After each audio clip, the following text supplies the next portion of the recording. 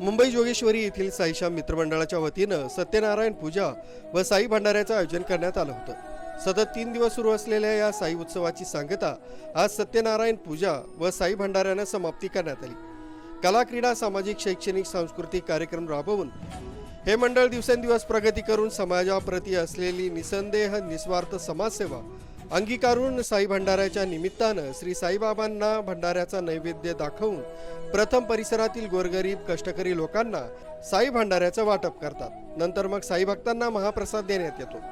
परिसरातील नागरिक भाविक मोठ्या संख्येने उपस्थित राहून बाबांच्या चरणी नतमस्तक होऊन महाप्रसादाचा लाभ घेतात।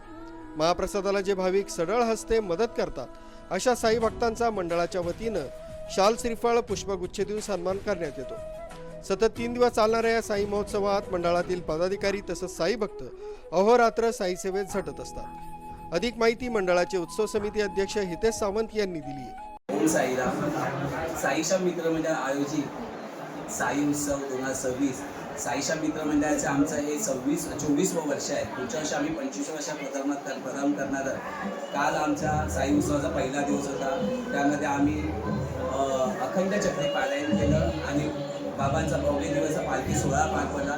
आमच्या पालखी सोहळ्याला स्वरांजली बँड यांनी आपली सलामी दिलेली होती आणि आता साक्षात दुपारनंतर सध्याची महापूजा आणि आता बाबांचा भंडारा इथे चालू आहे आणि बाबांच्या भंडाऱ्याला माझे लाडके नितीन दादा, मनीष दादा, प्रकाश दादा आणि माझ्या साई स्फूर्तीचा सर्व परिवार इथे आलेला आहे। मी साई स्फूर्ती साई परिवार आणि साईश्याम मित्रमंडळाच्या वतीने माझ्या सर्व साई भक्तांचे हार्दिक स्वागत करतोय। ओम साई।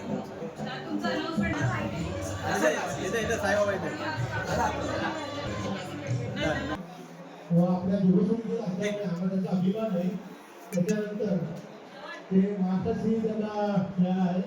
त्याच्यानंतर ते मिस्टर इंडिया होते। आपण त्यांचा आपल्या यांचा वेळा कार्यक्रमाला इथे आले त्याबद्दल